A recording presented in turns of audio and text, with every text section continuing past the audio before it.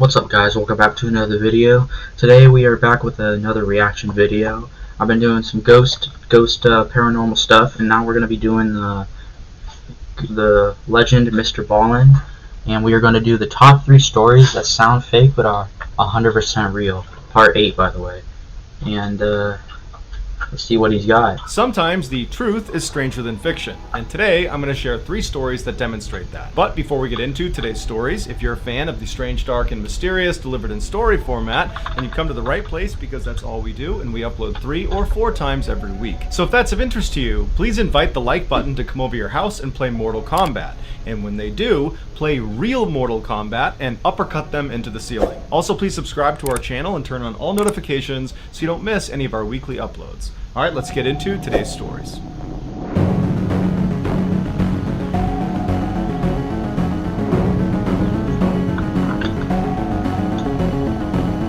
For science. In 2013, Jim Stauffer's mother finally passed away from Alzheimer's disease at the age of 74. Her doctors told Jim that her disease had mutated in a way they had not seen before, and they asked if he'd be willing to donate her body so they could study her brain. Jim felt like his mother would want him to say yes, and so he agreed. But for a variety of administrative reasons, the neurologists couldn't actually accept Jim's mother's body. At this point, Jim was really bought into the idea that his mother's brain was going to help other patients, and so while he couldn't donate her body to these neurologists, he could donate her body to the Biological Resource Center in Phoenix, Arizona. This center would take dead bodies and then extract parts of them for scientific research, and then would cremate the rest of them and return the ashes to the family. Jim gave his mother's body to the center, and when he filled out the paperwork, he indicated that her brain should be extracted for Alzheimer's research. After filling out the paperwork, Jim left, and 10 days later, he received a wooden box in the mail that contained his mother's ashes. There was no note attached to the box explaining exactly what was done to his mother's body, but Jim assumed they did what he asked. A year later, that Biological Resource Center was raided by the FBI after accusations they were selling these donated bodies for profit. During the FBI's investigation, they uncovered that yes, the center had been doing that and had sold at least 20 bodies to the US Army for various experiments. And one of the bodies that was sold was Jim's mother. She was sold for $5,893. The FBI told Jim she had not been used for Alzheimer's research. Instead, she had been strapped to this device that resembled a chair and then had a bomb detonated underneath her. The Army was trying to understand the effects on the human body when a vehicle is hit by an IED. The ashes Jim received in that wooden box he got in the mail were only from his mother's hand. The rest of her body was unrecoverable. Also, during this FBI investigation, they found inside the center there was a man's body on the wall with a female head sewed onto it. It appeared to be a trophy.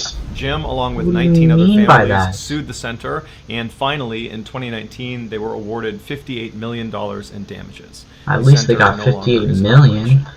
That's... Bro, that's awful. Why was that? I'm surprised that they could do it for that long and not get caught. It's crazy. But at least they got 58 million, or what did you say, 58,000? Other families sued the center, and finally in 2019 they were awarded $58 million in damages. $58 million. The center no longer is in operation. That better not be. In 2004, Mitch was in his final semester at a college in Louisiana when he met another senior, a wonderful young lady named Kayla. From the instant he saw her, he knew he was in love.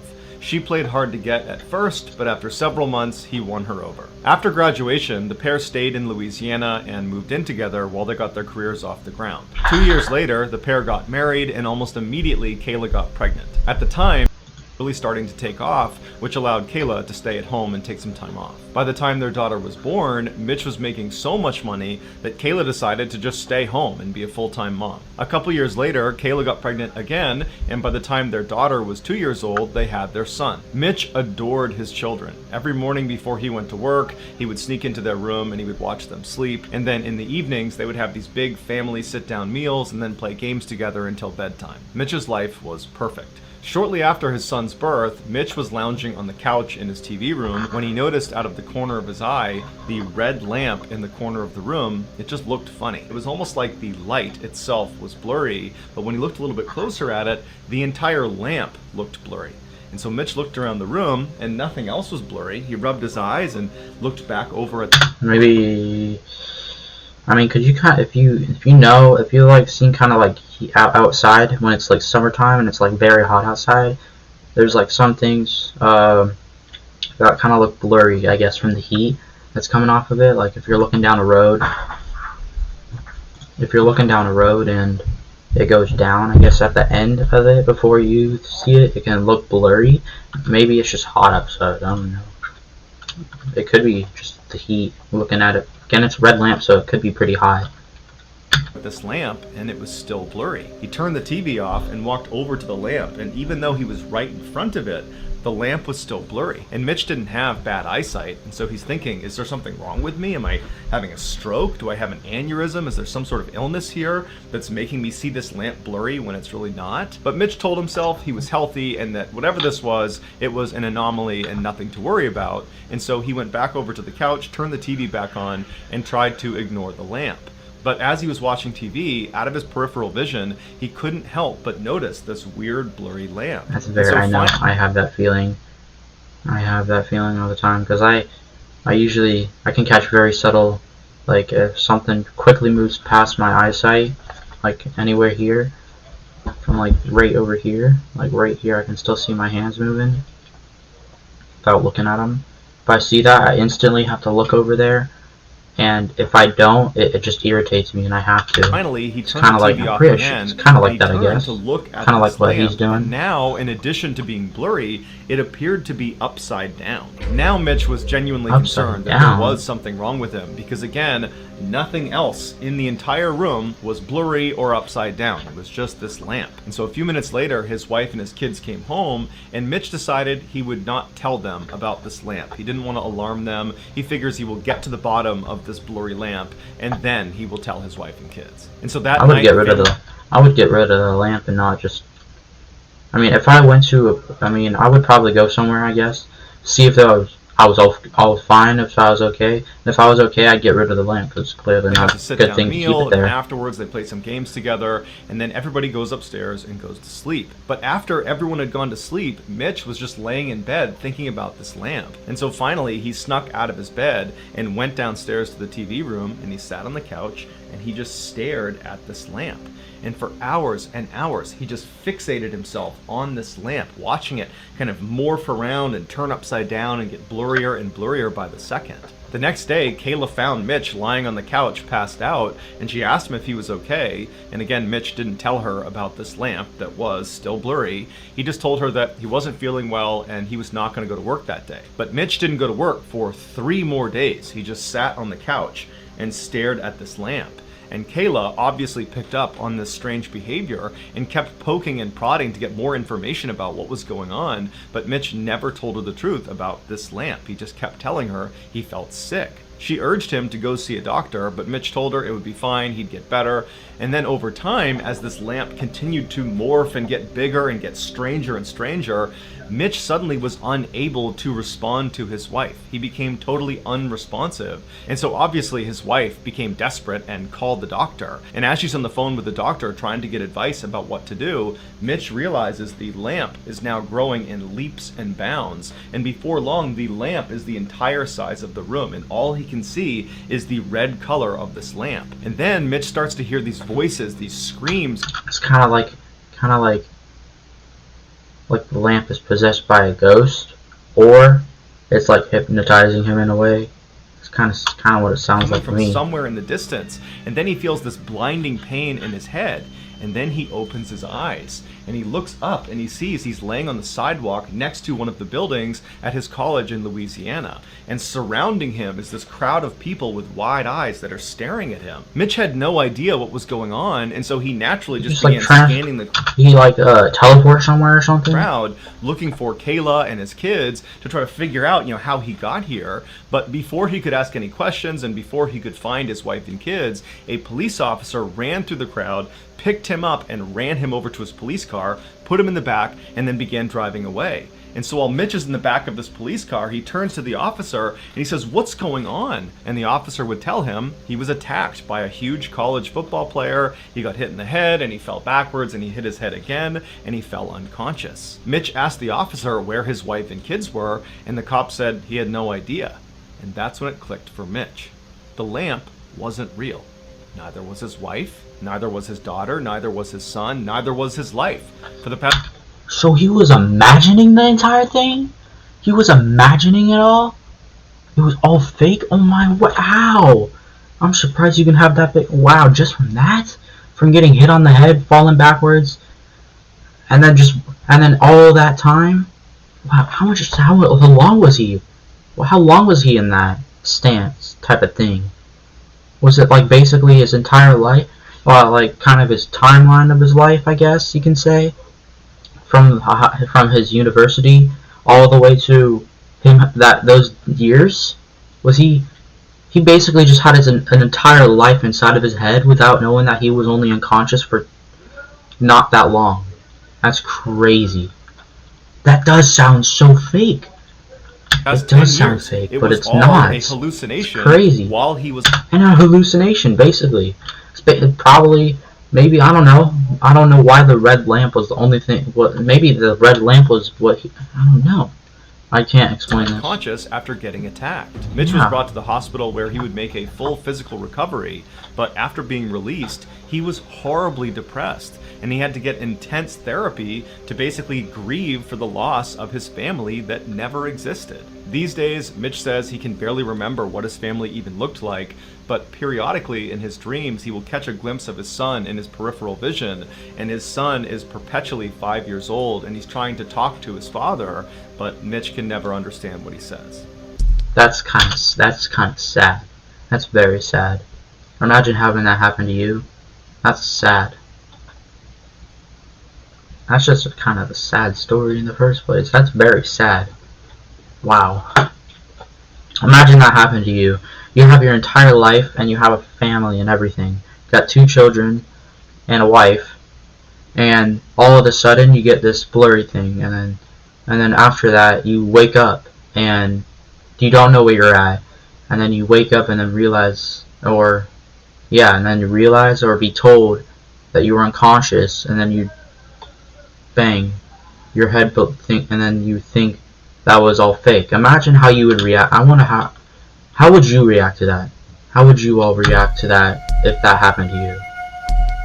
In 2007, Brett Ryan was a charming 26-year-old man living in Toronto, Canada. He was known as an extremely friendly guy who was always smiling ear to ear with his trademark grin. In his spare time, he could be found at children's hospitals reading to sick kids, or at the community center volunteering as an umpire for Little League baseball games. But behind his seemingly perfect exterior, behind the scenes, Brett was struggling. He had to move back in with his parents after dropping out of college and racking up over $60,000 of debt. While his friends graduated college and went on to begin their careers in medicine and finance and education, Brett was only able to get a job as a part-time house painter. Brett felt like he had a lot of potential that he was squandering, but he felt like the debt that he had racked up was really his roadblock between him and the life he was supposed to have. And so instead of working hard and making some money to pay down his debt, he decided to come up with an absurd get-rich-quick scheme that actually kind of worked. On October 20th of that year, Brett walked into a bank near his home, and he had hospital bandages wrapped around his head and his face, and his left arm was in a sling. Then he walked up to one of the tellers and he handed her a note that just said, "I have a gun underneath this sling, give me $2,000. And the teller very quickly complied, and she gave him a little over $1,000. That was all the money she had. And Brett took the money, turned around, and calmly walked out of the bank. And he got in his car and he got home. That's a stupid idea. And first of all, they can see your face. They're gonna know who you are. And they have cameras. Unless it's an old time where they don't have cameras. So they got cameras, I believe, in the hospital area where you were at, and they can go to the camera, show it to the police, and then the police can find you from face recognition. Police to just show up at his front door, but they never did. He was never caught. And after that, he was hooked. For the next 8 months, Brett robbed a dozen other banks in the area, stealing all... Now the police are going to be coming for you. They probably didn't care because it was only about $1,000. Probably not that much for a hospital, but now they're going to probably going to start doing it now that you have $30,000. He became so confident in his ability to steal without getting caught that That's he began not the reason. It's not the reason. dressing up in these ridiculous outfits that included this huge, obviously fake beard. And in fact, the media dubbed him the fake bearded bandit. The reason Brett wasn't getting caught is because the police would get his fingerprints at the crime scene, but because he did not have a criminal record, his prints were not in the database. And so the police basically just had to set up and hope to catch this guy in the act. And in the summer of 2008, they finally would catch the fake bearded bandit. That's the year I was born. At Brett's trial, dozens of his friends wrote letters of support to the judge saying that Brett was actually a great guy, that this was a product of desperation, and a total break from his normal character. And some of the organizations that he volunteered with did the same thing, writing letters to the judge saying what a meaningful contributor Brett was to the community. When Brett spoke at his trial, he was incredibly remorseful and said he had allowed his debt to get totally out of control and that admittedly he had not handled it well. And so the judge took all of this into account, all the letters of support and Brett's overall appearance in court, and he decided that this was indeed a break from character and that Brett was actually a very promising young man and that he did not deserve the harshest penalty. And so Brett was sentenced to just under 4 years, which considering the crime was a very lenient sentence. And so Brett went to jail, but then less than 2 years later in 2010, he was granted parole and allowed to move back in with his parents. And his parents would say he was a changed man ready for a fresh start. But Brett would find life outside of jail was exponentially harder now that he was an ex-con. It was extremely hard to get a job, which meant he had no income, and without an income, he couldn't pay down all those debts he had, and so he had to declare bankruptcy. As for life at home, it was very difficult. Brett's family was very embarrassed about what he had done, and when Brett moved back home, it was obvious that all the neighbors were gossiping constantly about their family. And worst thing about neighbors, gossip. So Brett and his family actually moved to another Toronto neighborhood just to get away from all of that. But once they settled into this new neighborhood, Brett really knuckled down and decided he was going to get his life together and he was going to do it all on his own. And so he applied to dozens and dozens of jobs all over the place, and finally he was able to get some low-paying work in retail. It wasn't great, but it was a start. And so Brett began working countless hours at this really low-paying job, and his parents noticed how hard he was working to try to get his life back together, and so they decided they would help him out financially so he could re-enroll in college and finish his degree in biophysics. While Brett was in school, he met a woman named Kristen who had a full-time job and lived in this beautiful home, and by and large, she had the life that he wished he could have. And the two of them quickly fell in love, and Brett told her about his criminal past as the fake bearded bandit, and she accepted him, and she didn't judge him, and she said, "I still love you, I still want to be with you." 2 years later, Brett moved out of his parents' house and into Kristen's house, and for once in his life, he felt like his life was going the way it should be. Then, a year later, tragedy struck when Brett's father passed away, and suddenly Brett had to go to his mother's house all the time to try to help her out. And his mother was very appreciative of the time he was spending with her, and so she actually began paying him for the work he was doing around the home. And considering Brett was a broke college student, this was a probably huge helped him help. out a lot. And in many ways, it really brought Brett and his mother together. A year later, in 2015, Brett proposed to Kristen, and she said yes. But at the same time, school was getting overwhelming for Brett, and he dropped out.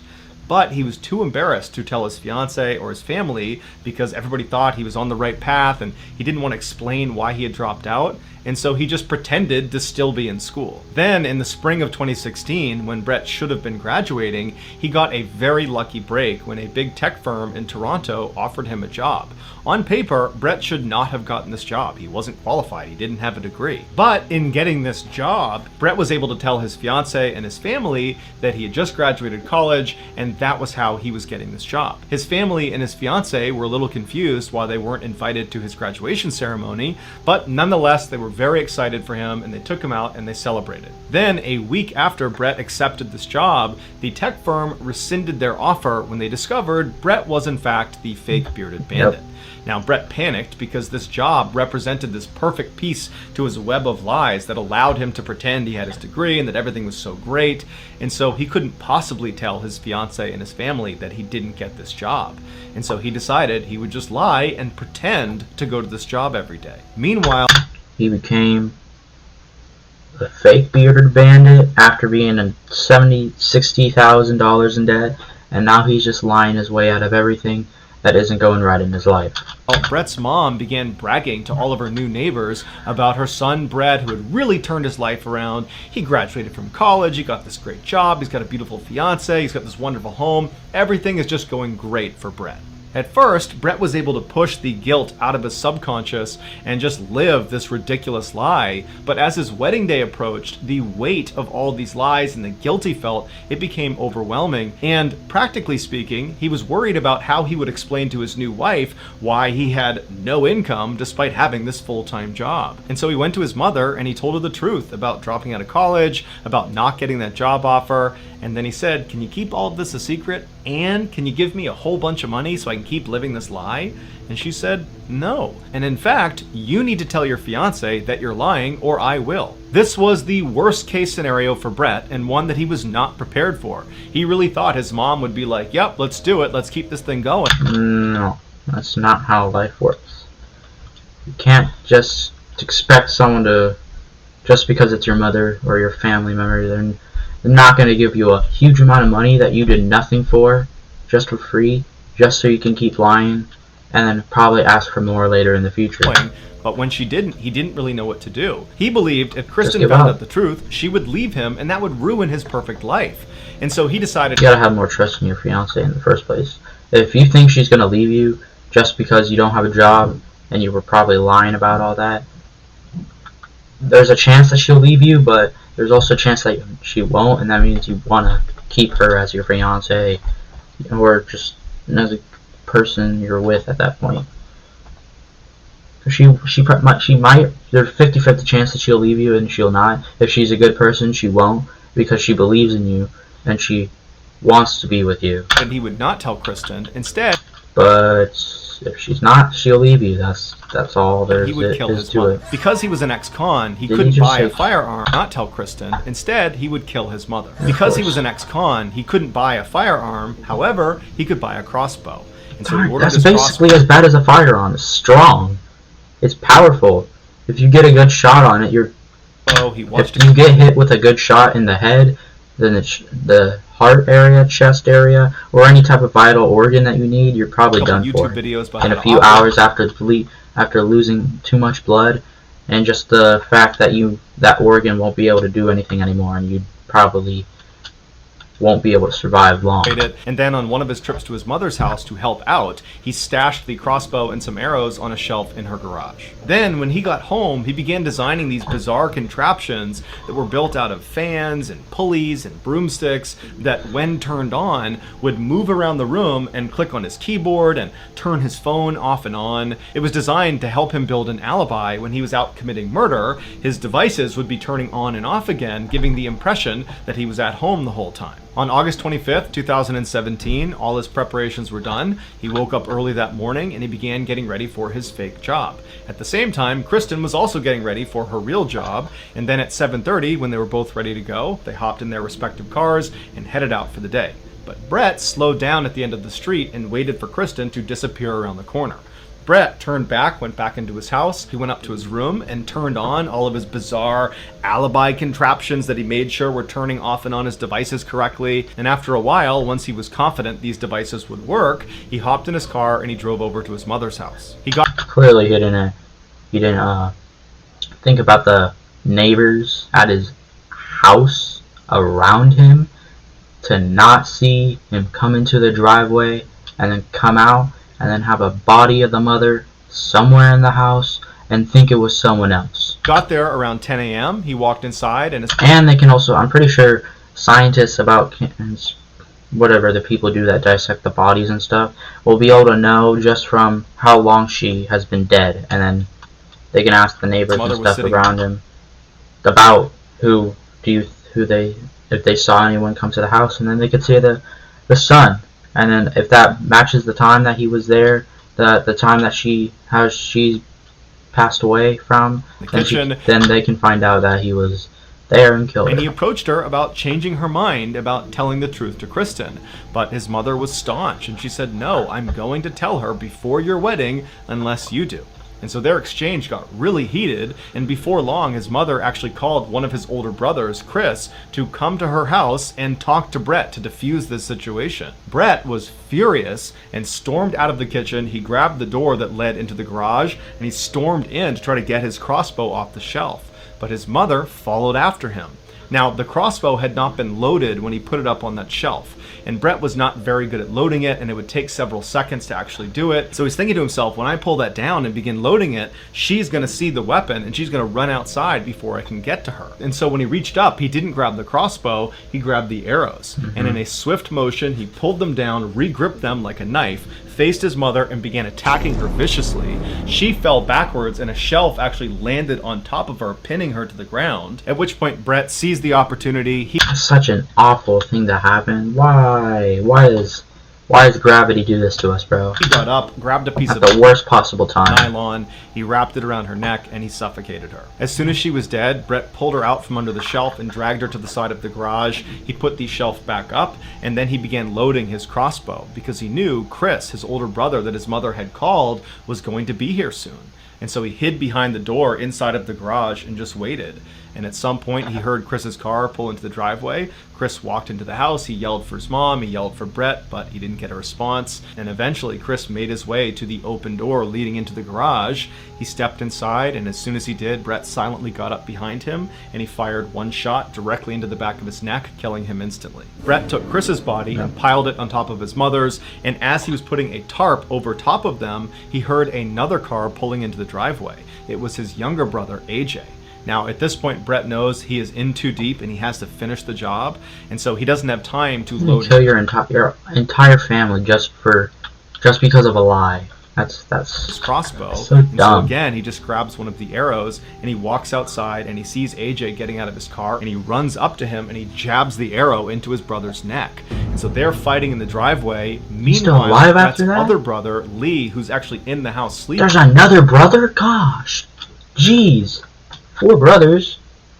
He wakes up to the sound of this commotion outside in the driveway. He looks out the window and he sees his at that brothers time? fighting. And so he runs downstairs and he comes outside, and at this point AJ is laying on the ground and he's basically motionless, and Brett is standing probably dead over by him. now. And Brett turns and he sees Lee in the doorway and he runs off after him.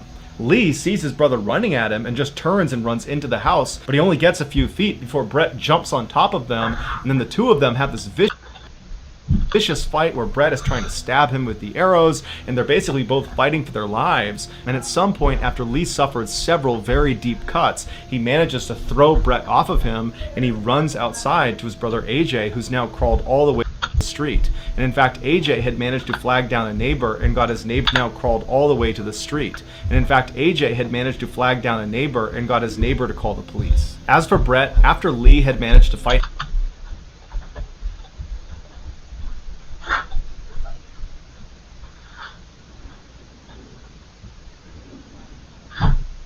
him off and ran outside, he knew he was done. And so instead of chasing his brother outside, he put his arrow down and he walked into the kitchen. He opened up the fridge, he took a bottle of water out, he left the fridge door open and just walked out to the front steps and sat down and drank his water while he waited for police to show up. When they did arrive, his brother AJ died before they could save him. As police were arresting Brett, he kind of casually said, "Yeah, I should have taken AJ to the hospital, I could have saved him. And the other guys in the garage are dead. Crossbow to the head. It was me."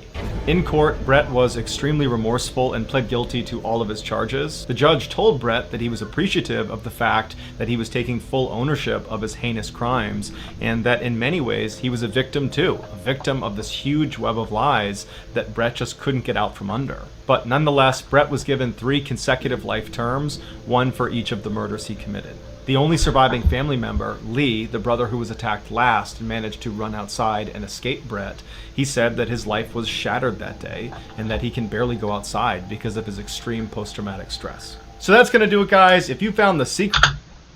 I found the secret. I saw it. It was on like a, what, first one, second one? It was a baseball kind of person on the cop car, I believe. And, that's it for today's video. So I always do hope you guys enjoyed, and I hope you guys like, subscribe, and turn on notification bells, because it really helps me, and you guys also will never miss a video once it comes out. And let's see, we will do more ghost videos, more Mrballen reactions, because I like this guy, he's amazing. And hope you guys enjoyed. Remember to hit that like button, and I'll see you guys in the next one. Peace.